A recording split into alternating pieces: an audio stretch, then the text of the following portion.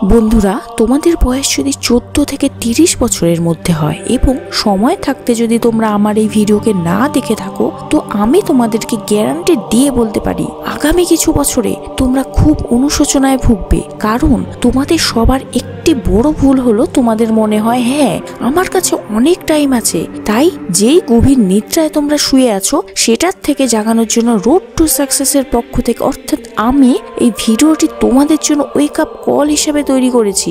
এরকম হতে পারে যে আমার কিছু কথা তোমাদের খুব খারাপ লাগবে, কিন্তু আমার এই কথাগুলি তোমাদের এই পৃথিবীর 90% নর্মাল এভারেজ মানুষের থেকে আলাদা তৈরি করবে। যদি তোমরা সবাই বুঝে নাও যে এই যে 14 থেকে 30 বছর বয়সটি হলো তোমাদের গোল্ডেন ইয়ার্স, এখনো পর্যন্ত তোমাদের চুল কালো আছে, চেহারায় এবং ভাবনাতে যৌবনের ছোঁয়া আছে, চোখে আছে অনেক বড় বড় স্বপ্ন, শরীরে আছে অনেক এনার্জি যেটা হয়তো পুরো জীবনে থাকবে না। তাই তো স্বামীজি বলতেন যৌবন হলো মানুষের সব থেকে বেস্ট ও ইম্পর্টেন্ট সময়। এই সময়ে তুমি যেই কাজ করো সেটাই নির্ধারিত করবে যে তোমার ভবিষ্যতে আসা সময়গুলি কেমন হবে। কিন্তু তুমি যদি এখন এই বয়সে কমফোর্ট জোনে ফেসে থাকো, নিজের টাইম, এনার্জি, পটেনশিয়াল, লার্নিং পাওয়ারকে ফোন বা অন্য কোনো ফালতু জিনিসের উপর ওয়েস্ট করে দাও, তাহলে তুমি নিজের সাথে, নিজের জীবনের সাথে এবং নিজের প্যারেন্টসের সাথে খুব ভুল করবে। দেখো, তোমাদের দুর্বলতা খোঁজা আমার একেবারেই গোল না, বরং আমার গোল তো আমি তোমাদের সাথে তোমাদের জন্য একটি বেটার লাইফ তৈরি করতে এবং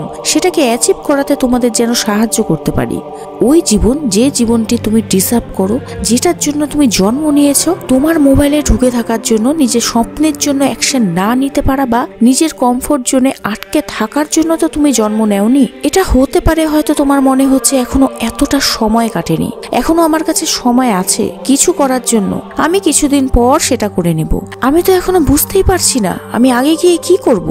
তো আমি এখানে এটাই বলবো, কিছু বুঝতে হবে না, কিছু চিন্তা করা বা বোঝার তোমার কোনো দরকার নেই। এতটা সময় ধরে থেমে আছো, আরো কিছু সময় থেমে যাও। এই জীবন তোমায় নিজে থেকেই শিখিয়ে দেবে। কারণ এই সেম ভুল ভ্রান্তি বাকি 90% মানুষদেরও হয়ে থাকে। তারা ভাবে তাদের কাছে এখনো অনেক টাইম আছে, এখনো দেরি হয়নি।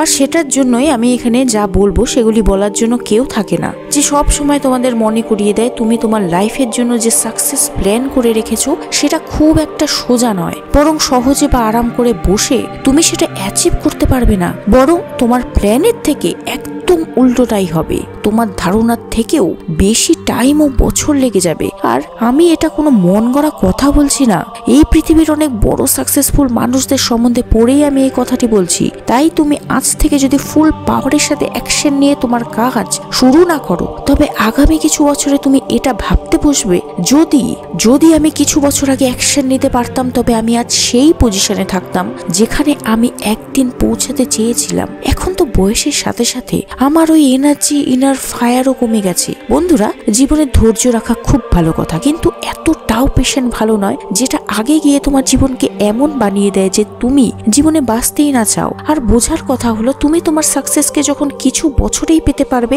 তখন সেটার জন্য কেনই বা আরো কিছু বছর ওয়েট করবে। ইভেন এলন মাস্ক বলেছেন, stop having patience and start asking yourself how can I complete my 10 years plan in 6 months। কিন্তু এখন তুমি বলবে আমার জীবনে যে কত প্রবলেম সেটা কেউ বুঝবে না, শুধু আমি জানি আমার প্রবলেম। আমি পড়তে পারি না কারণ আমার এনভায়রনমেন্ট ঠিক নেই, আমি আমার স্বপ্নকে ফলো করতে পারি না কারণ আমার প্যারেন্টস আমায় সাপোর্ট করে না, আমি কোনো জায়গায় জব করতে পারছি না কারণ সব জায়গায় ইংলিশ বলতে হবে আর সেটা আমি পারি না, আর চাকরিরও অভাব রয়েছে, সব জায়গায় এক্সপিরিয়েন্স লোকদের রাখতে চায়। আমি অনেক খারাপ অভ্যাসে ফেসে আছি শুধুমাত্র আমার বন্ধুদের জন্য, আমি কোনো বিজনেস করতে পারছি না কারণ আমার কাছে টাকা নেই, ফান্ড নেই, আর যখন সবকিছু ঠিক হবে তখন আমি শুরু করব। আমার এই কলেজে অ্যাডমিশন হয়নি কারণ এডুকেশন সিস্টেম খারাপ, আজ আমি এরকম কারণ আমি ভুল ফ্যামিলিতে জন্ম নিয়েছি, আমার ভাগ্যটাই খারাপ। তুমি এরকমই আরো অনেক কথা বলো। বন্ধুরা, নিজের প্রবলেমস গুলোকে অন্যকে বলা খুব সহজ হয়, কিন্তু তাও তোমার প্রবলেমস গুলোকে অন্যের উপর চাপিয়ে দেওয়াতে তোমার প্রবলেমস কখনোই সলভ হবে না। সবসময় তোমার প্রবলেমসকে আজ না তো কাল তোমাকেই সলভ করতে হবে। আর তা যদি না করো, শুধু ব্লেম করতেই থাকো, তবে মানুষ তোমায় শুনবে, তোমায় একটু একটু সান্ত্বনা দিয়েও দেবে, বলবে সব ঠিক হয়ে যাবে আর ভুলেও যাবে, কিন্তু ততক্ষণ ঠিক হবে না যতক্ষণ না তুমি তাকে ঠিক করবে। এরকম না যে আমি তোমার প্রবলেমস ও সিচুয়েশনকে বুঝি না, কিন্তু আমি এটাও জানি যে প্রবলেমস এর উপর ফোকাস করলেই তার সলিউশন আসবে না। তাই যে বাইরের দুনিয়া আছে না বন্ধু, এরা কিছুই শুনবে না। যদি এই দুনিয়াকে জিততে হয় তবে প্রবলেমস এর সলিউশনটাও তোমাকেই খুঁজে বের করতে হবে। প্রবলেমস তো সবার জীবনেই আছে। এই পৃথিবীতে এমন কোনো মানুষ নেই যে সবকিছু ঠিক হচ্ছে। তোমার কাছে দুটি রাস্তা আছে, নিজের অবস্থাকে বদলে ফেলো, না তো নিজের অবস্থার জন্য আগামী বছরেও সকলকে দোষ দিতে থাকো। প্রবলেমসকে শেষ করার জন্য যেমন ভাবে এখন এফোর্ট লাগাচ্ছ, তার থেকে একটু বেশি এফোর্ট লাগাও এই প্রবলেমসকে গোড়ার থেকে নির্মূল করার জন্য। কারণ যতটা রিস্ক তুমি এখন নিতে পারবে, ততটা রিস্ক তুমি বিয়ের পর, বাচ্চা হওয়ার পর বা জীবনে অনেক রেসপন্সিবিলিটি চলে আসার পর বয়স বেড়ে গেলে কখনোই নিতে পারবে না। যদি এই সময় তুমি নিজের স্বপ্নের জন্য ও লাইফের পারপাসের জন্য কোনো রিস্ক না নিয়ে কমফোর্ট জোনে ফেসে থাকো, তবে জীবনের সবচেয়ে বড় রিস্ক নিচ্ছ।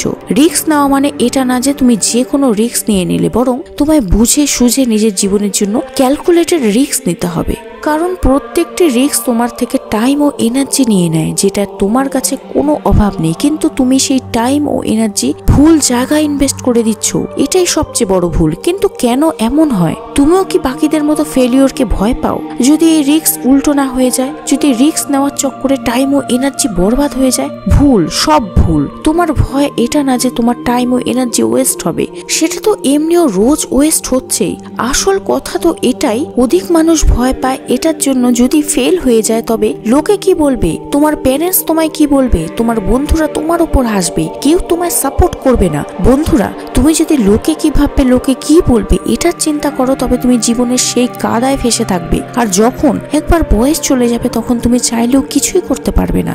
মনে আছে 3 ইডিয়টস মুভিতে ওই সিনটার কথা, যখন ফারহান বলেন আব্বা নেহি মানেঙ্গে? মনে আছে এটার উত্তরে রাঞ্চো কি বলেছিল? আজ ভয় পাস না ফারহান, না হলে 50 বছর পর তুই বুড়ো হয়ে যখন এমনি এক হসপিটালে শুয়ে থাকবি আর মৃত্যুর জন্য ওয়েট করবি, তখন ভাববি ট্যাক্সি গেটে দাঁড়িয়েছিল, লেটার হাতে ছিল, একটু যদি সাহস করতাম তবে পুরো জীবনটা অন্যরকম হতো। বন্ধুরা, রিস্ক এক একটা ইটের মতো হয়, যেটা ব্যবহার করে তুমিও তোমার স্বপ্নের মধ্যে একটি উঁচু দেওয়াল বানিয়ে ফেলতে পারো, আবার যেটার ব্যবহার করে নিজের জন্য একটি ব্রিজ বানাতে পারো, যাতে তুমি তোমার লক্ষ্যে পৌঁছাতে পারো। তাই ভুলে যাও সবকিছুকে আর নিজের উপর মন দাও। নিজেকে এক্সপ্লোর করার এটাই আসল টাইম। এটাই আসল টাইম নিজের স্বপ্নকে চেস করার, আর এটাই আসল টাইম ওই কাজকে করার যেটা তুমি মন থেকে করতে চাও, যেটার জন্য তুমি তৈরি হয়েছো, যেটার জন্য তোমার কোনো মোটিভেশনের দরকার নেই। কিন্তু তাও প্রেজেন্টে যদি তুমি একদিনের লেভেল লাগিয়ে দাও যে ওই দিন আমি এই কাজ করব, ওই দিনটিতে আমি ওটা করব, তুমি যত দিন একে নেগলেক্ট করতে থাকবে ততই সেটা তোমার থেকে দূরে যেতে থাকবে। এটা ভাবো যে তুমি যদি কোনো কাজকে ভাবলে আজ করব না, শরীর ভালো লাগছে না, কাল করে নেব, তাহলে সাকসেস তোমার থেকে একদিন পিছিয়ে যাবে।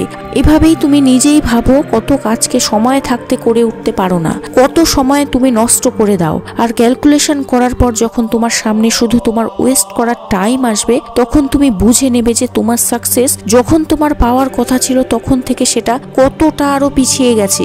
বন্ধুরা, আমার বলার অর্থ হলো যেটা করতে চাও এখন থেকে, আজ থেকে শুরু করে দাও। প্রোক্রাস্টিনেশনের অভ্যাস থেকে বেরিয়ে এসো।